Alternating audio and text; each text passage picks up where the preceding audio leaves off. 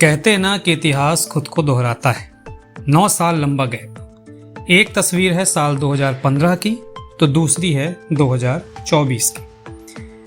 तब तत्कालीन विदेश मंत्री सुषमा स्वराज के पीछे पीछे बतौर विदेश सचिव चलते दिख रहे हैं जयशंकर। दूसरी तस्वीर में देखिए, खुद जयशंकर बतौर विदेश मंत्री पूरे ठसक के साथ दिखाई दे रहे हैं। वह एससीओ समिट के लिए पाकिस्तान पहुंचे थे। आज से 9 साल पहले तत्कालीन विदेश मंत्री सुषमा स्वराज ने पाकिस्तान को द्विपक्षीय संबंधों में सुधार का एक बड़ा मौका दिया था।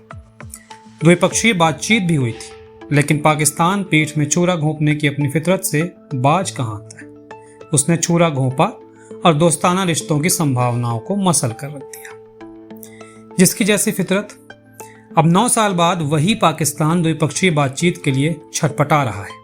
जयशंकर ने तो पहले ही दो टुक कह दिया कि कोई द्विपक्षीय बातचीत नहीं होगी, लेकिन बिलबिलाया पाकिस्तान एक बार फिर संभावनाएं तलाश रहा है। एससीओ समिट के बहाने ही सही, भारत के साथ संबंध सुधारने का मौका खोज रहा है।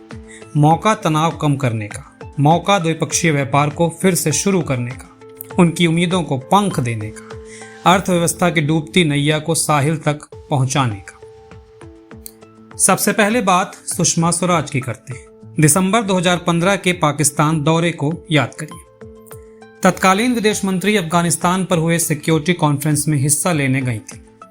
उसमें 14 और देशों ने हिस्सा लिया था। सुषमा स्वराज ने तब पाकिस्तान के साथ द्विपक्षीय बातचीत भी की। तत्कालीन पीएम नवाज शरीफ और तब के विदेश मंत्री सरताज अजीज से मुलाकातें हुई। तब एस जयशंकर भी सुषमा स्वराज के साथ पाकिस्तान गए थे बतौर विदेश सचिव। तस्वीर में वह स्वराज के पीछे चलते आपको दिख रहे हैं।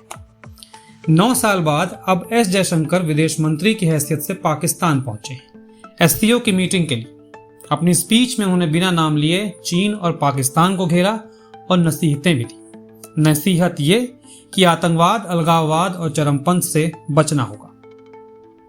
नसीहत संप्रभुता और क्षेत्रीय अखंडता के सम्मान की। नसीहत ये कि अगर सहयोग में विश्वास की कमी है तो दोस्ती नहीं हो सकती। अगर पड़ोसी धर्म नदारद है तो अंदर झांकने की जरूरत है।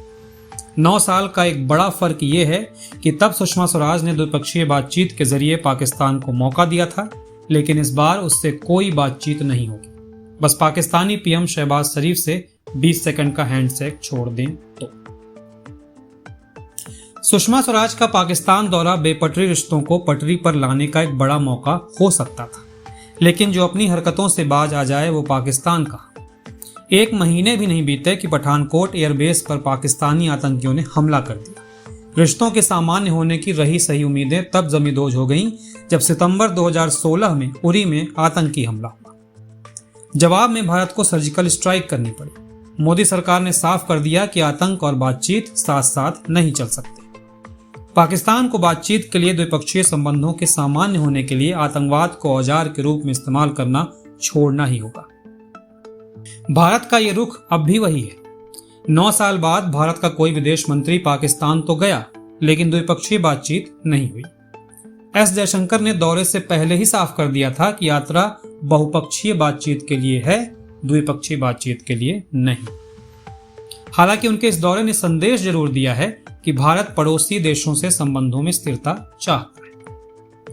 पाकिस्तान में भारत के हाई कमिश्नर रहे अजय बिसारिया ने हांगकांग के एक newspaper south China morning post से बातचीत में जयशंकर के पाकिस्तान दौरे को दोनों देशों के बीच संबंध सुधारने का एक अहम मौका बताया था। उन्होंने कहा था कि भारत ने एक मंत्री को भेजने का फैसला कर संदेश दिया है कि वह अपने पड़ोसी से संबंधों में स्थिरता चाहता है। दोनों देश संबंधों की शुरुआत अपने हाई कमिश्नर भेजकर कर सकते हैं। इसके अलावा ट्रेड भी शुरू हो सकता है। अब पाकिस्तान के ऊपर है कि वह भारत के संदेश को कितनी गंभीरता से लेता है। द्विपक्षीय संबंध का सामान्य होना आखिरकार उसी के हित में है। भारत को अगर वह द्विपक्षीय व्यापार के लिए मना लेता है तो उसकी डूबती अर्थव्यवस्था को एक सहारा मिल सकता है। अब सुषमा के दौरे पर पाकिस्तान ने सुनहरा मौका गंवा दिया था। अब 9 साल बाद उसे एक और मौका मिला है।